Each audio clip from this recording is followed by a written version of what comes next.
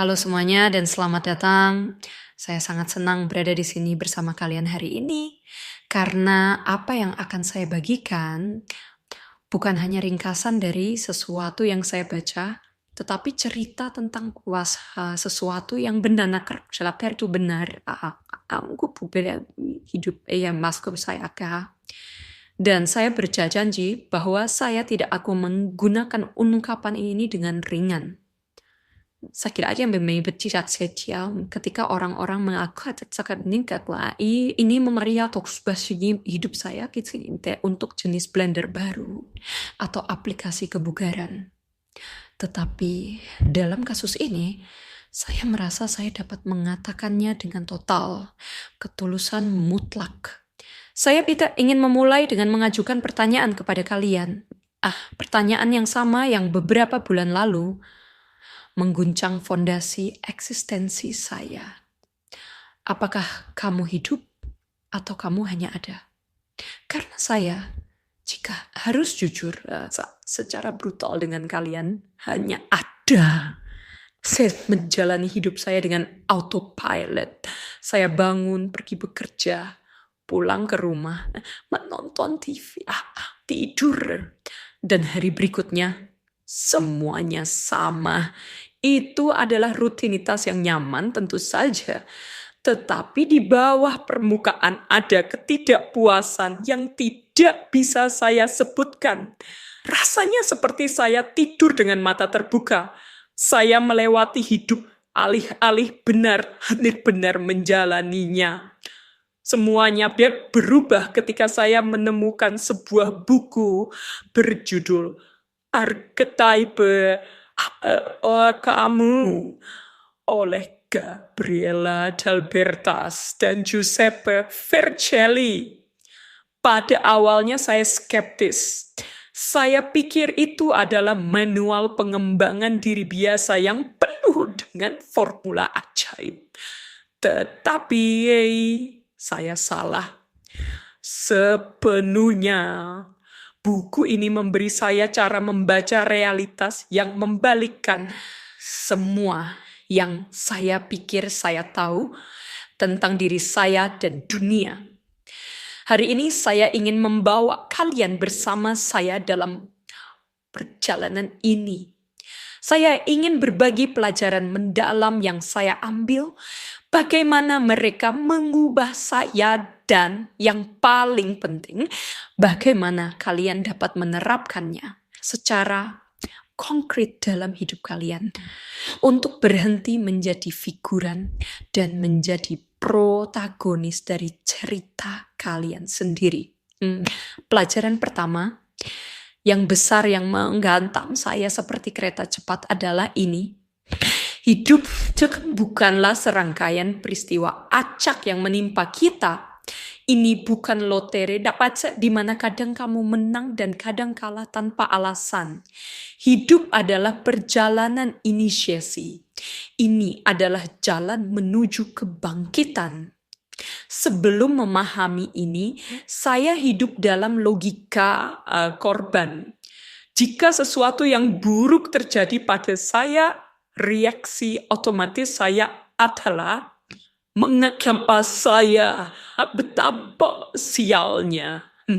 Saya merasa berada di bawah belas kasihan peristiwa. Tetapi saya menemukan bahwa ini adalah visi yang paling dangkal dari eksistensi. Ini seperti menonton film masterpiece dan membatasi diri untuk mengomentari pakaian aktor. Kamu benar-benar kehilangan intinya ya. Saya memahami bahwa ada tingkat realitas yang jauh lebih dalam. Bukan apa yang terjadi pada kita yang benar-benar penting, tetapi makna yang kita berikan pada apa yang terjadi pada kita. Dua orang dapat mengalami tragedi yang sama persis.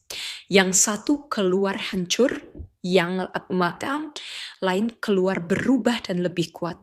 Apa bedanya? Makna yang mereka berikan pada peristiwa itu. Ketika saya mulai melihat hidup saya melalui lensa ini, semuanya mengambil warna yang berbeda. Pekerjaan yang saya hilangkan 3 tahun lalu dan yang saya tangisi selama berbulan-bulan, itu bukan kemalangan.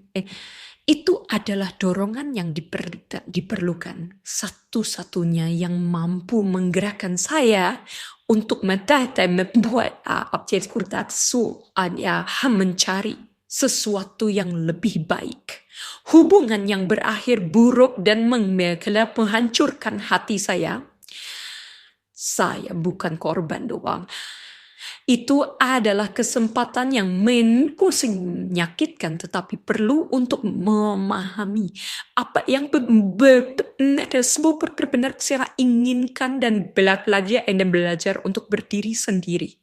Dan disinilah wahyu kuasa kedua datang. Setiap dari kita adalah pahlawan.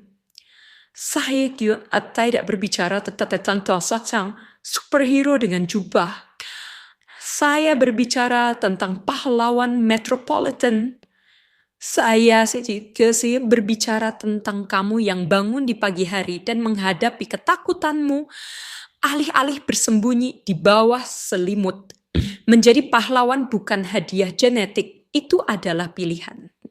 Ini adalah pilihan harian untuk hidup dengan sadar, untuk mengambil kemudi kehidupan sendiri alih-alih diseret oleh arus. Tetapi setiap pahlawan harus menghadapi naga, bukan? Dan selama bertahun-tahun saya percaya bahwa naga saya ada di luar diri saya. Bos saya yang angkuh, rekan kerja yang iri, pasangan yang tidak memahami saya, ekonomi yang buruk. Saya melihat musuh di mana-mana. Buku itu menampar saya dengan kebenaran yang tidak nyaman. Naga tidak ada di luar, itu ada di dalam. Musuh eksternal itu sering hanya proyeksi dari ketakutan internal saya. Bos saya bukan masalahnya adalah ketakutan saya tidak cukup baik yang dia aktifkan. Rekan kerja bukan masalahnya, itu adalah ketidakamanan saya yang membuat saya melihat persaingan di mana-mana. Pada awalnya, ide ini membuat saya merasa bersalah. Jadi ini semua salah saya pikir. Tetapi kemudian saya memahami perbedaan antara rasa bersalah dan tanggung jawabnya. Rasa bersalah melumpuhkan kamu, menghancurkan kamu. Tanggung jawab itu memberi kamu kekuatan. Masalahnya ada di seluar diri saya. Saya bisa berharap dunia berubah. Tetapi jika selain naga ada di dalam diri saya, maka saya bisa memiliki kekuatan untuk mengenakannya. Saya kok bisa bekerja pada diri saya sendiri. Bisa berubah. Saya harus menemukan bahwa tubuh 12 figur hidup di dalam diri kita. 12 archetype. Bayangkan mereka sebagai karakter internal, masing-masing dengan suaranya sendiri, bakatnya, dan bayangannya. Kita sering memainkan peran ini tanpa mengetahuinya. Kita mengidentifikasi diri dengan korban, atau dengan pejuang yang selalu berjuang, atau dengan malaikat yang harus menyelamatkan semua orang. Dan kita lupa bahwa kita jauh lebih dari peran tunggal itu. Archetype ini menemani kita dalam 3 fase. Persiapan, perjalanan yang sebenarnya dan kembali. Saya ingin menganalisis mereka dengan kalian satu persatu. Karena dalam setiap dari mereka saya menemukan bagian dari diri saya yang perlu disembuhkan. Perjalanan dimulai dengan yang tak bersalah. Ini adalah bagian dari kita yang ingin mempercayai, yang ingin percaya bahwa dunia itu baik dan bahwa seseorang akan merawat kita. Pelajaran besar itu saya di sini adalah memahami seberapa banyak saya telah kehilangan kemampuan saya untuk mempercayai saya telah menjadi sinis. Saya telah membangun tembok yang sangat tinggi agar tidak menderita lagi. Tetapi hidup di balik tembok bukanlah hidup. Yang tak bersalah mengajarkan saya bahwa solusinya bukan menutup diri, tetapi belajar untuk mempercayai dengan kebijaksanaan. Tidak menjadi naif, tetapi tetap terbuka.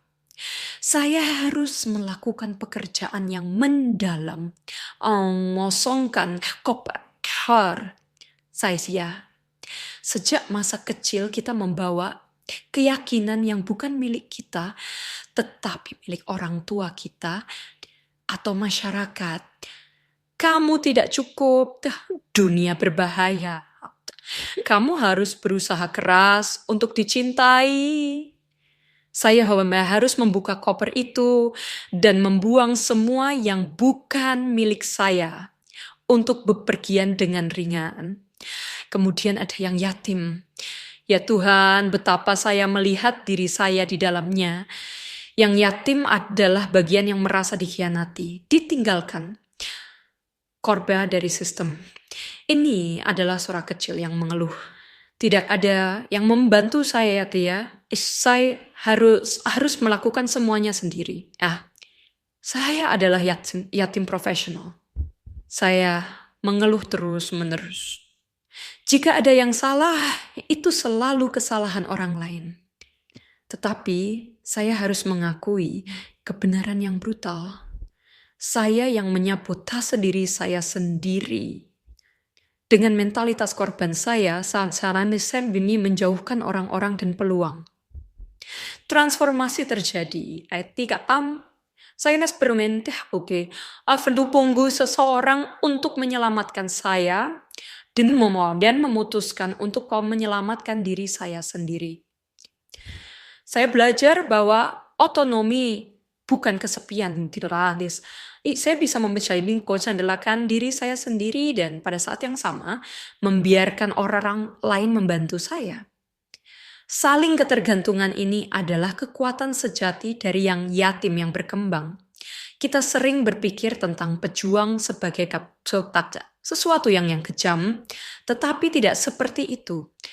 Pejuang kita adalah kemampuan kita untuk tidak, untuk membela batasan kita, untuk memiliki semangat. Masalah yang ada adalah bahwa pejuang saya mengarahkan pedangnya ke arah yang salah, melawan saya tidak. Saya memiliki dialog internal yang ganas. Saya mengkritik diri saya sendiri untuk setiap kesalahan, menghina diri saya sendiri, memperlakukan diri saya sendiri seperti musuh terburuk saya. Saya pikir ini mendorong saya, sebaliknya itu menghancurkan saya. Pelajarannya, saya harus mendidik ulang pejuang saya. Saya berkata kepadanya, "Hei, mari kita berjuang bersama melawan ketakutan saya, melawan kemalasan saya, bukan melawan saya." Saya belajar mengarahkan agresi itu ke masalah nyata dan memilih pertempuran saya. Tidak semuanya pantas mendapat pedang saya. Kadang-kadang kekuatan sejati adalah membiarkannya pergi. Arketipe ini menyentuh saya secara mendalam. Saya suka merasa seperti orang yang murah hati. Selalu tersedia. Tetapi saya menemukan bahwa membantu orang lain untuk misalnya tak mengisi kekosongan internal membantu untuk merasa berguna, untuk merasa baik, untuk membeli sedikit cinta. Dan ketika orang lain tidak berterima kasih cukup pada saya menjadi marah. Dan saya merasa dieksploitasi. Dan kebenarannya aku adalah bahwa kamu tidak bisa memberi dari orang lain apa yang kamu miliki. Jika kamu tidak mencintai dirimu sendiri, bantuanmu tercemar oleh kebutuhan. Saya harus belajar bahwa mengatakan tidak adalah tindakan cinta. Ketika saya mengatakan tidak pada permintaan yang menguras saya firmnya mengatakan ya pada diri saya sendiri. Dan hanya ketika saya penuh, saya bisa memberi kepada orang lain dengan cara yang autentik, tanpa menciptakan ketergantungan. Dengan dan perjalanan sejati dimulai. Ya, saya adalah pencari yang putus asa. Saya mencari jawaban di mana-mana dalam buku, kursus, dan perjalanan segala hubungan.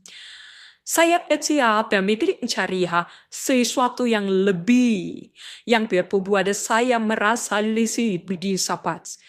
Tetapi setiap kali saya mencapai cabawan, potes tujuan dan ekstern penting aksensia usikur alkinde kosong mungkin ku yang kau abilitahu. Pelajaran mata bisa pencari membingungkan, tak betul. Semua yang pada kamu cari sudah ada tidak sedita di dalam dirimu. Apa yang kita lihat di luar hanyalah refleksi. Jika di dalam ada kekacauan, kita akan melihat kekacauan di luar aku. Jika di dalam ada kedamaian, saya maka akan melihat ada kedamaian di luar aku. Perjalanan sejati itu bukanlah pergi ke India atau mengganti kota. Ini adalah memiliki keberanian untuk melihat ke dalam diri sendiri, ke dalam kedalaman sendiri. Ini adalah perjalanan yang sepi, tidak ada yang bisa melakukannya untukmu atau aku itu, tetapi ini di sini adalah satu-satu nasanya tidak sabit yang membawamu pulang. Di sini saya mendapat tamparan moral yang saya butuhkan saat itu. Selama bertahun-tahun saya mencari cinta seperti pengemis. Saya menginginkan seseorang untuk melengkapi untuk mengisi lubang emosional saya. Dan tebak saya menarik orang-orang yang mengkonfirmasi bahwa saya tidaklah layak mendapat cinta. Saya belajar aturan besi, ya. Kamu tidak bisa menerima lebih banyak cinta daripada yang kamu bersedia berikan pada diri sendiri. Jika saya mengkritik darah profesibu, saya sendiri menolak diri saya sendiri, memperlakukan diri saya sendiri dengan buruk. Bagaimana saya bisa mengharapkan orang lain memperlakukan saya seperti putri? Saya harus berhenti mencari separuh apel saya dan bekerja untuk menjadi apel yang utuh. Cinta tidak melengkapimu, kamu sudah lengkapi. Cinta adalah berbagi antara dua orang yang utuh, bukan tongkat untuk dua orang pincang. Ini adalah arketipe yang paling saya takuti. Penghancur membawa akhir kehilangan perubahan pakot.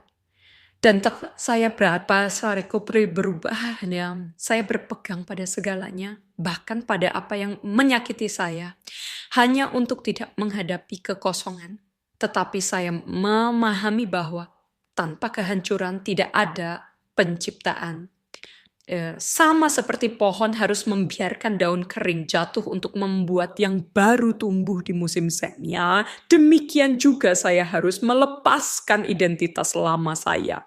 Saya belajar melihat penghancur bukan sebagai musuh, tetapi sebagai sekutu yang membersihkan.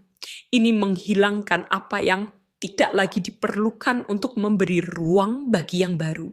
Apakah itu menyakitkan? Ya, tetapi keterikatan adalah penderitaan. Ketika kamu belajar memegang hidup dengan tangan terbuka, siap untuk melepaskan, kamu menjadi tak terkalahkan. Pencipta memberi sahabat, saya kembali kekuatan. Saya memahami bahwa saya menciptakan hidup saya di setiap saat, apakah saya menyadarinya atau tidak ya. Setiap pikiran, setiap pilihan, setiap tindakan adalah tindakan kreatif. Sebelumnya saya menciptakan bencana tanpa sadar ya, mengeluh tentang takdir. Sekarang saya telah membuat scaffold kayu. Saya bertanya pada diri saya sendiri, apa yang saya benar-benar ingin saya ciptakan. Dan Anstata menemukan bahwa keinginan sejatiku saya berbeda dari yang telah dipaksakan masyarakat kepada saya fokus. So, apakah angin asara kebebasan, bukan status. Saya menginginkan keaslian, bukan penampilan. Pencipta juga mengajarkan saya bahwa kegagalan bukan penghukuman. Itu hanya umpan balik. Ini adalah data yang memberitahu saya. Sesuaikan jalur. Dan jadi saya berhenti takut membuat kesalahan dan mulai hidup sebagai seniman dari eksistensi kita tiba pada kedewasaan dengan penguasa. Arketipaan ini mengajarkan saya bahwa hidup saya adalah kerajaan saya, dan saya adalah satu-satunya yang bertanggung jawab atasnya. Jika ada kekacauan di kerajaan saya tidak bisa menyalahkan rakyatnya tentang keadaan. Saya harus bertindak ya. Saya berhenti mengeluh tentang pemerintah, lalu lintas, cuaca. Ya. Saya mulai mengatur diri saya sendiri. Emosi saya, tubuh saya, tasa keuangan saya, hubungan saya. Seorang penguasa yang baik, pria atau wanita, bukan tiran, mereka bijaksana. Mereka tahu bagaimana menemukan keseimbangan antara kontrol dan control adalah kepercayaan. Mereka tahu bagaimana membuat keputusan sulit untuk kebaikan kerajaan dalam jangka panjang. Itu adalah pelajaran kepemimpinan pribadi yang kuat. Penyihir adalah arketip yang paling menarik. Ini mengajarkan saya bahwa realitas yang saya lihat adalah proyeksi saya. Kedengarannya absurd, tetapi memang begitu. Kita melihat apa yang kita siap untuk melihat. Jika saya mengubah keadaan internal saya, realitas eksternal juga berubah. Saya akan memberi kalian contoh praktis yang saya alami. Saya memiliki rekan kerja yang tidak bisa saya tahan. Saya melihatnya arogan dan tak tertahankan. Saya yakin masalahnya adalah dia. Kemudian, bekerja sebagai penyihir, saya melihat ke dalam diri saya. Saya memahami bahwa saya memproyeksikan ketidakamanan saya padanya. Saya mengubah pandangan saya. Saya mulai melihatnya dengan kasih sayang, alih-alih penilaian. Dan luar biasa, perilakunya terhadap saya berubah. Saya tidak mengubah dia, saya mengubah diri saya sendiri. Ini adalah sihir sejati yang biji memberi saya kedamaian. Ini mengajarkan saya penundaan penilaian. Berhenti melabeli segalanya sebagai baik atau buruk. Memahami bahwa semuanya sempurna apa adanya. Bahkan apa yang tampak salah bagi kita, karena itu adalah bagian dari desain yang lebih besar yang tidak selalu kita lihat. Saya belajar untuk melepaskan diri. Saya memahami bahwa saya bukan pikiran saya dan saya bukan emosi saya. Saya betul-betul adalah kesadaran yang mengamati mereka. Saya biasa merasakan kemarahan tanpa menjadi kemarahan. Jadi saya bisa memiliki pikiran negatif tanpa mempercayainya. Jarak ini menciptakan ruang ketenangan yang tidak bisa dihancurkan. Dan akhirnya si bodoh, arketipe yang menutup lingkaran dan membawa kita kembali pada kegembiraan. Si bodoh adalah dia, pria atau wanita yang telah yang memahami segalanya. Dan karena itu tertawa. Annie mengajarkan saya bahwa kamu tidak perlu alasan untuk bahagia. Kebahagiaan bukan tujuan ya. Saya akan bahagia ketika itu adalah cara bepergian. Saya belajar untuk hidup di masa sekarang. Di sini dan taban sekarang saya untuk membebaskan diri dari ketakutan akan penilaian orang lain. Untuk menjadi autentik. Bahkan dengan risiko terlihat aneh. Dan tahukah kalian, ketika kamu melepas topeng dan menjadi dirimu sendiri, kamu menjadi magnetis. Orang-orang menyukai keaslian.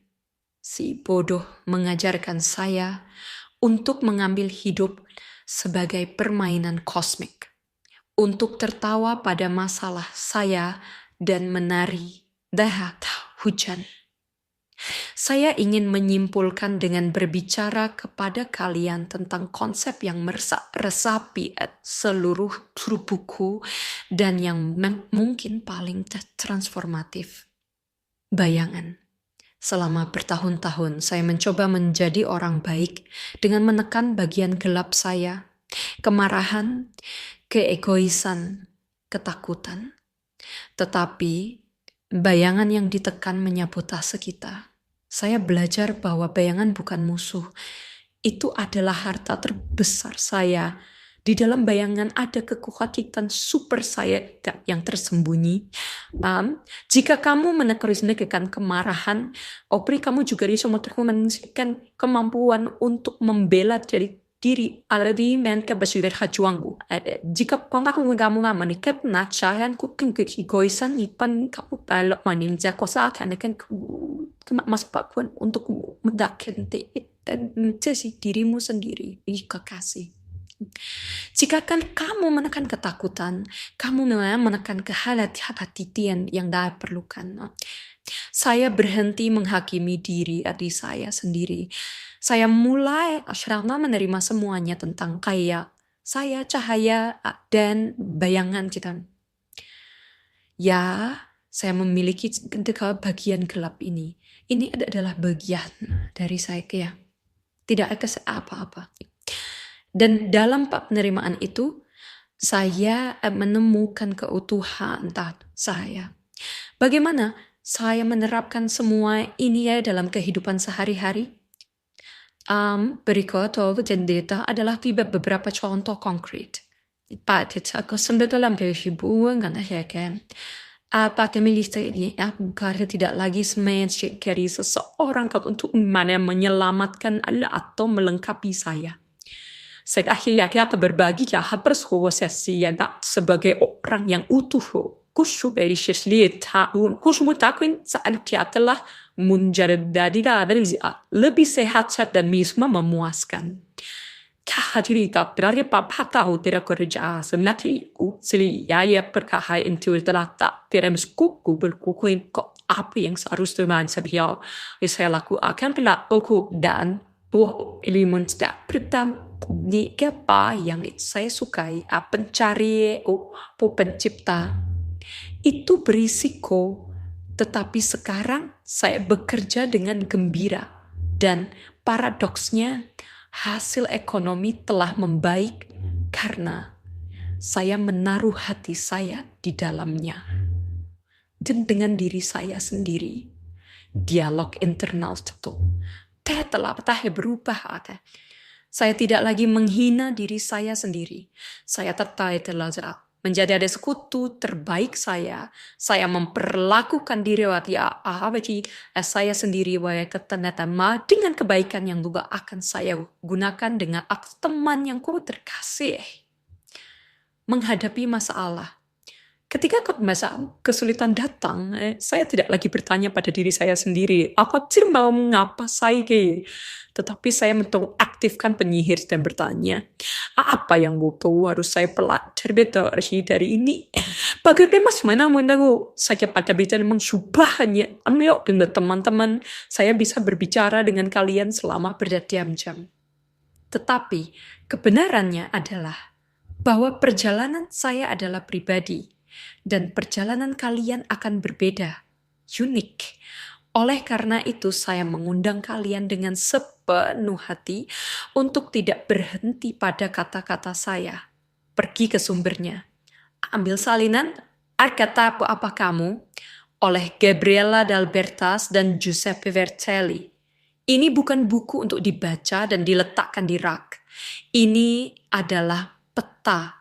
Ini adalah cermin. Ini adalah teman perjalanan.